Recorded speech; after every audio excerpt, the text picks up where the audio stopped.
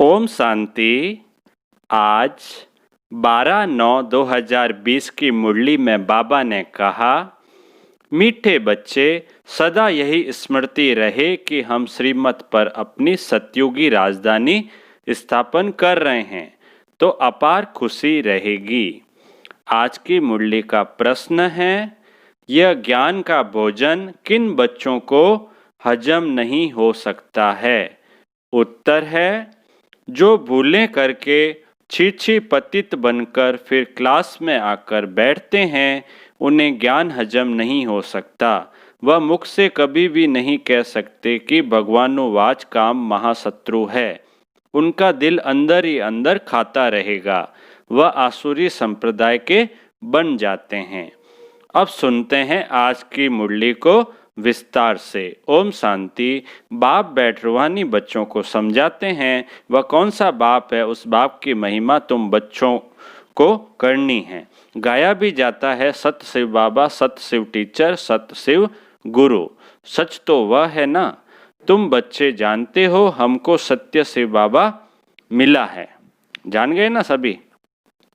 हम बच्चे अब श्रीमत पर एक मत बनकर रहे हैं, तो श्रीमत पर चलना चाहिए ना। बाप कहते हैं, एक तो देही अभिमानी बनो और बाप को याद करो। जितना याद करेंगे अपना कल्याण करेंगे। अपने को आत्मा समझना है और बाप को याद करना है। तुम अपनी राजधानी स्थापन कर रहे हो। फिर से आगे भी हमारी राजधानी थी। हम देवी देवता धर्म वाले ही 84 जन्म भोग, अंतिम जन्म में अभी संगम पर है। देवी घराने के ना अपन, तो अपन ने 84 जन्म भोगे हैं और ये हमारा सबका अंतिम जन्म है। और अभी कौन सा युग चल रहा है? संगम युग। इस पुरुषोत्तम संगम युग का सिवाय तुम बच्चों के और कोई को पता नहीं है। पुरुषोत्तम संगम युग क्यों बोलते हैं? क्योंकि बाबा आकर हम सबको पुरुषों में उत्तम बनाते हैं। बाबा कितनी पॉइंट्स देते हैं? बच्चे अगर अच्छी रीति याद में रहेंगे तो बहुत खुशी में रहेंगे, परंतु बाप को याद करने के बदले और दुनियावी बातों में पड़ जाते हैं। यह याद रहनी चाहिए कि हम श्रीमत पर अपना राज्य स्थापन कर रहे हैं। गाया भी हुआ है, ऊंचते ऊंच भगवान, उनकी ही ऊंचते ऊंच श्रीमत है। श्रीमत क्या सिखलाती है? बाबा पूछ रहे हैं, श्रीमत क्या सिखलाती है? सहज राजयोग राजाई के लिए पढ़ा रहे हैं। अपने बाप के द्वारा सृष्टि के आदि मध्य अंत को जानकर फिर देवी गुण भी धारण करने हैं। बाप का कभी सामना नहीं करना चाहिए। बहुत बच्चे अपने को सर्वसेवा समझकर अहंकार में आ जाते हैं। ऐसे बहुत होते हैं। फिर कहाँ कहाँ हार खा लेते हैं तो नशा ही उड़ जाता है। होता है ना ऐसा सबके साथ। तुम माताएं तो अनपढ़ी हो। माताओं को कह रहे हैं बाबा, तुम माताएं तो अनपढ़ी हो। पढ़ी हुई होती तो कमाल कर दिखाती। पुरुषों में फिर भी पढ़े लिखे कुछ हैं। तुम कुमारियों को कितना नाम बाला करना चाहिए। तुमने श्रीमत पर राजाई स्थापन की थी। नारी से लक्ष्मी बनी थी, तो कितना नशा रहना चाहिए। रहना चाहिए ना, नशा रहता है ना, रहना भी चाहिए। यहाँ तो देखो, पाई पैसे की पढ़ाई में जान कुर्बान कर रहे हैं। अरे तुम गोरे बनते हो फिर काले, तमो प्रधान से क्यों दिल लगाते हो? इस कब्रिस्तान से दिल नहीं लगानी है। बाबा अभी क्या बोलते हैं, ये दुनिया क्या है? कब्रिस्तान। इस कब्रिस्तान से हमको परिस्तान में जाना है। हम तो बाप से वर्षा ले रहे हैं। पुरानी दुनिया से दिल लगाना माना जन्नुम यानी नर्क या दोजक में जाना। बाप आकर दोजक से बचाते हैं, फिर भी मुंह दोजक तरफ क्यों कर देते हैं? तुम्हारी ये पढ़ाई कितनी सहज है, कोई ऋषि मुनि नहीं जानते।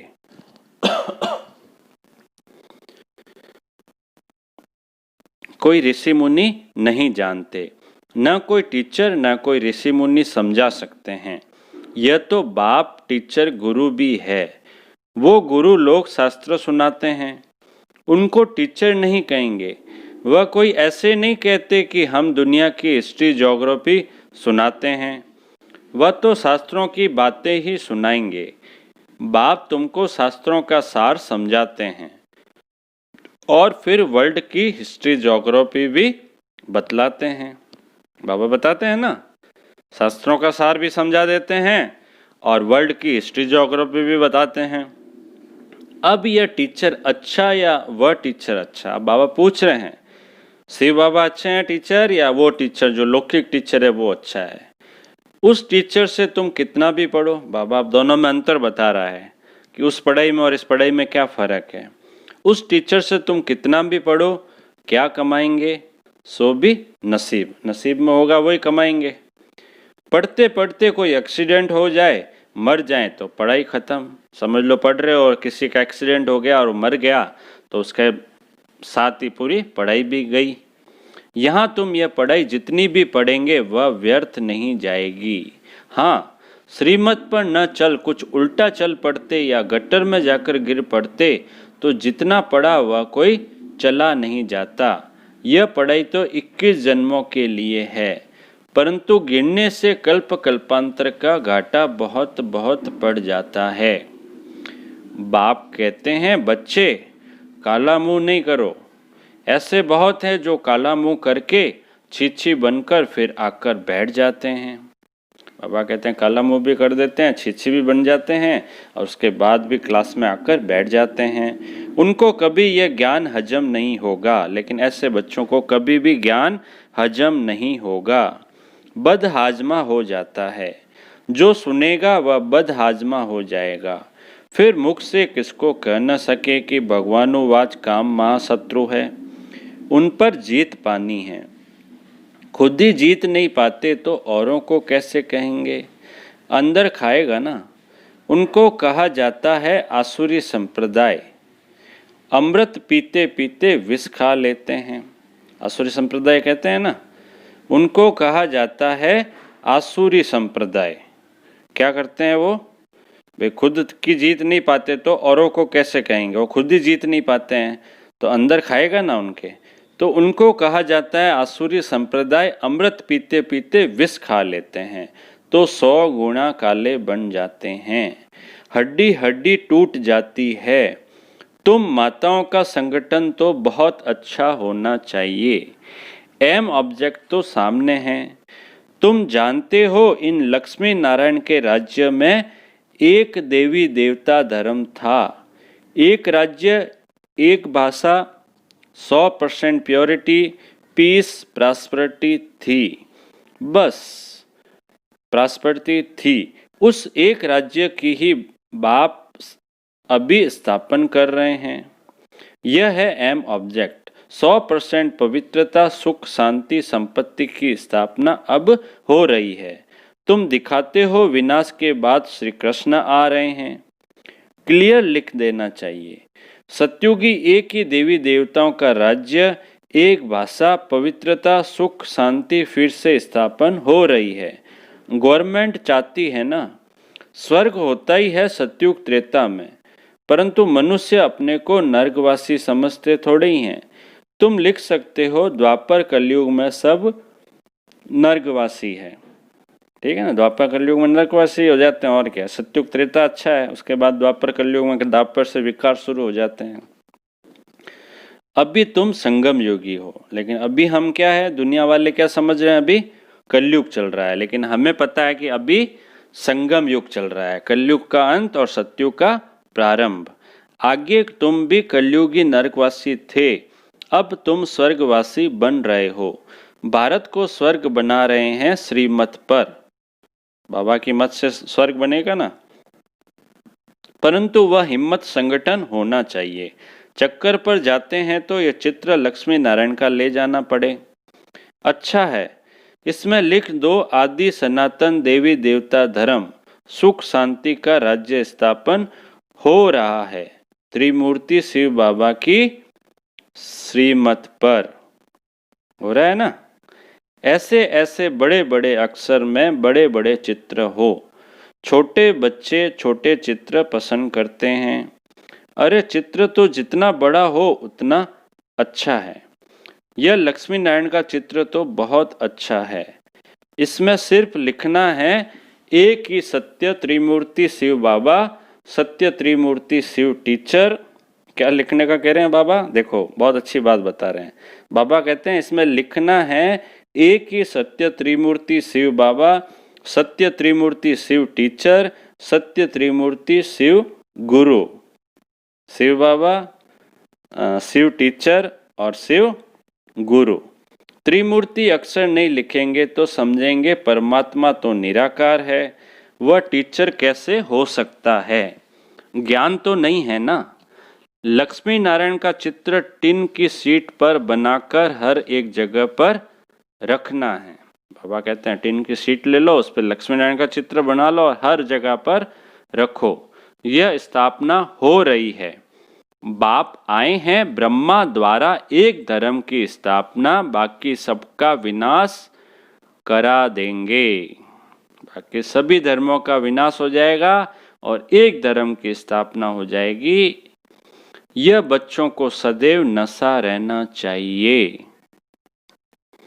थोड़ी थोड़ी बात में एक मत नहीं मिलती है तो जट बिगड़ जाते हैं। यह तो होता ही है, कोई किस तरफ कोई किस तरफ, फिर मेजॉरिटी वाले को उठाया जाता है। इसमें रंज होने की बात नहीं। बच्चे रूठ पड़ते हैं, हमारी बात मानी नहीं गई। अरे इसमें रूठने की क्या बात है? बाप तो सबको रिझाने वाला है। माया ने सबको रुसा दिया है। सब बाप से रूठे हुए हैं। रूठे भी क्या, बाप को जानते ही नहीं। जिस बाप ने स्वर्ग की बादशाही दी उनको जानते ही नहीं। बाप कहते हैं मैं तुम पर उपकार करता हूँ।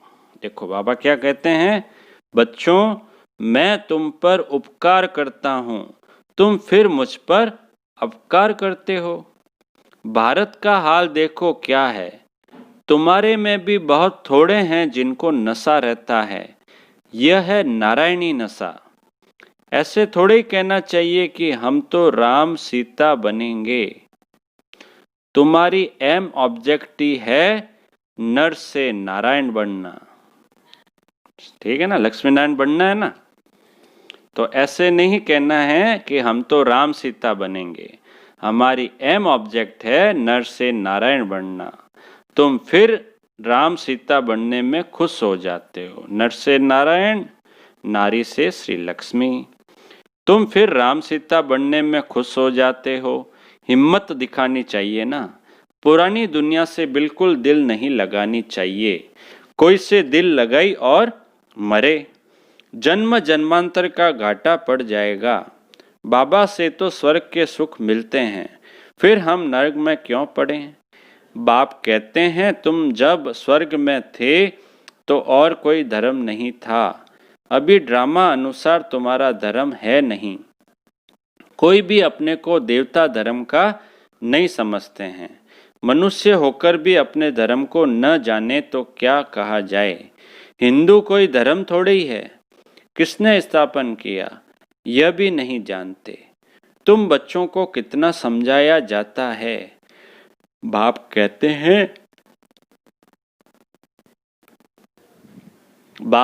हैं मैं कालों का काल अब आया हूँ सबको वापस ले जाने। बाकी जो अच्छी रीति पढ़ेंगे वह विश्व का मालिक बनेंगे। अब चलो घर, यहाँ रहने लायक नहीं है, बहुत किचड़ा कर दिया है आसुरी मत पर चलकर। बाप तो ऐसे कहेंगे ना, तुम भारतवासी जो विश्व के मालिक थे अब कितने धक्के खाते रहते हो, लज्जा नहीं आती है? तुम्हारे में भी कोई है जो अच्छी रीति समझते हैं। नंबरवार तो है ना। बहुत बच्चे तो नींद में रहते हैं, वह खुशी का पारा नहीं चढ़ता है। बाबा हमको फिर से राजधानी देते हैं। बाबा क्या करते हैं, हमें फिर से राजधानी देते हैं। सतयुग में ले जा रहे हैं ना बाबा। बाप कहते हैं इन साधुओं आदि का भी मैं उद्धार करता हूँ। वह खुद न अपने को न दूसरे को मुक्ति दे सकते हैं। सच्चा गुरु तो एक ही सद्गुरु है जो संगम पर आकर सबकी सद्गति करते हैं। बाप कहते हैं, मैं आता हूँ कल्प के संगम युगे युगे, जबकि हमको सारी दुनिया को पावन बनाना है। मनुष्य समझते हैं बाप सर्वशक्तिमान है। मनुष्य समझते हैं बाप सर्वशक्तिमान है, वह क्या नहीं कर सकते। अरे मुझे बुलाते ही हो कि हम पतितों को पावन बनाओ, तो मैं आकर पावन बनाता हूँ। बाकी और क्या करूँगा? बाकी तो रिद्धि सिद्धि वाले बहुत है। मेरा काम ही है नरक को स्वर्ग बनाना। बाबा का काम क्या है? मुख्य काम नरक को स्वर्ग बनाना। सभी बच्चों को लेने आए हैं सतयुग में। वह तो हर 5000 वर्ष के बाद बनता है, यह तुम ही जानते हो। आदि सनातन है देवी देवता धर्म, बाकी तो सब पीछे पीछे आए हैं। अरविंद घोष तो अभी आए, तो भी देखो कितने उनके आश्रम बन गए हैं। वहाँ कोई निर्विकारी बनने की बात थोड़ी है। वह तो समझते हैं ग्रस्त में रहते पवित्र कोई रह नहीं सकता। क्या समझते हैं वो? ग्रस्त में दूसरे साधु सन्यासी है ना, वो क्या समझते हैं कि ग्रस्त में रहकर तो कोई पवित्र रह नहीं सकता। बाप कहते हैं ग्रस्त व्यवहार में रहते सिर्फ एक जन्म पवित्र रहो। तुम जन्म जन्मांतर तो पतित रहे हो। अब मैं आया हूँ तुमको पावन बनाने। यह अंतिम जन्म पावन बनो। सत्युग त्रेता में तो विकार होते ही नहीं। यह लक्ष्मी नारायण का चित्र और सीढ़ी का चित्र बहुत अच्छा है। इसमें लिखा हुआ है सत्युग में एक धर्म एक राज्य था। समझाने की बड़ी युक्ति चाहिए। बूढ़ी माताओं को भी सिखलाकर तैयार करना चाहिए, जो प्रदर्शनी में कुछ समझा सके। कोई को भी यह चित्र दिखाकर बोलो इनका राज्य था ना, अभी तो है नहीं। बाप कहते हैं अब तुम मुझे याद करो तो तुम पावन बनकर पावन दुनिया में चले जाएंगे। अब पावन दुनिया स्थापन हो रही है। कितना सहज है। बुढ़िया देव बैठकर प्रदर्शनी पर समझाए तब नाम वाला हो। कृष्ण के चित्र में भी लिखत बहुत अच्छी है। बोलना चाहिए यह लिखत जरूर पढ़ो। इनको पढ़ने से ही तुमको नारायणी नशा अथवा विश्व के मालिक बने का नशा चढ़ेगा। बाप कहते हैं मैं तुमको ऐसा लक्ष्मी नारायण बनाता हूँ तो तुम्हें भी औरों पर रहम दिल बनना चाहिए। जब अपना कल्याण तब दूसरे का भी कर सकेंगे। बुढ़ियों को ऐसा सिखलाकर होशियार बनाओ, जो प्रदर्शनी पर बाबा कहे कि 8-10 बुढ़िया को भेजो तो झट आ जाए। जो करेगा सो पाएगा। सामने एम ऑब्जेक्ट को देखकर ही खुशी होती है। हम यह शरीर छोड़ जाएं, विश्व के मालिक बनेंगे। जितना याद में रहेंगे उतना पाप कटेंगे। देखो लिफाफे पर छपा है 1 रिलीजन 1 डिटी किंगडम 1 लैंग्वेज। वह जल्दी स्थापन होगी। अच्छा, बाप दादा कहते हैं अच्छा। मीठे मीठे सिकिलदे बच्चों प्रति माता पिता बाप दादा का याद प्यार और गुड मॉर्निंग। रूहानी बाप की रूहानी बच्चों को नमस्ते। हम रूहानी बच्चों की रूहानी बाप दादा को याद प्यार गुड मॉर्निंग और नमस्ते नमस्ते नमस्ते। धारणा के लिए मुख्य सार। पहला पॉइंट है कभी भी आपस में व बाप से रूठना नहीं है। बाप रिझाने आए हैं, इसलिए कभी रंज नहीं होना है। बाप का सामना नहीं करना है। दूसरा पॉइंट है पुरानी दुनिया से पुरानी देह से दिल नहीं लगानी है। सत बाप सत टीचर और सतगुरु के साथ सच्चा रहना है। सदा एक की श्रीमत पर चल देही अभिमानी बनना है। आज का वरदान है आदि रत्न की स्मृति से अपने जीवन का मूल्य जानने वाले सदा समर्थ भव। आदि रत्न की स्मृति से अपने जीवन का मूल्य जानने वाले सदा समर्थ भव। विस्तार है जैसे ब्रह्मा आदि देव है, ऐसे ब्रह्म कुमार कुमारियां भी आदि रत्न हैं। आदि देव के बच्चे मास्टर आदि देव है। आदि रत्न समझने से ही अपने जीवन के मूल्य को जान सकेंगे, क्योंकि आदि रत्न अर्थात प्रभु के रत्न, ईश्वरीय रत्न तो कितनी वैल्यू हो गई। इसलिए सदा अपने को आदि देव के बच्चे मास्टर आदि देव आदि रत्न समझकर हर कार्य करो तो समर्थ भाव का वरदान मिल जाएगा, कुछ भी व्यर्थ जा नहीं सकता। आज का स्लोगन है, ज्ञानी तो आत्मा वह है जो धोखा खाने से पहले परख कर स्वयं को बचा ले। ज्ञानी तो आत्मा वह है जो धोखा खाने से पहले परख कर स्वयं को बचा ले। अच्छा, ओम शांति।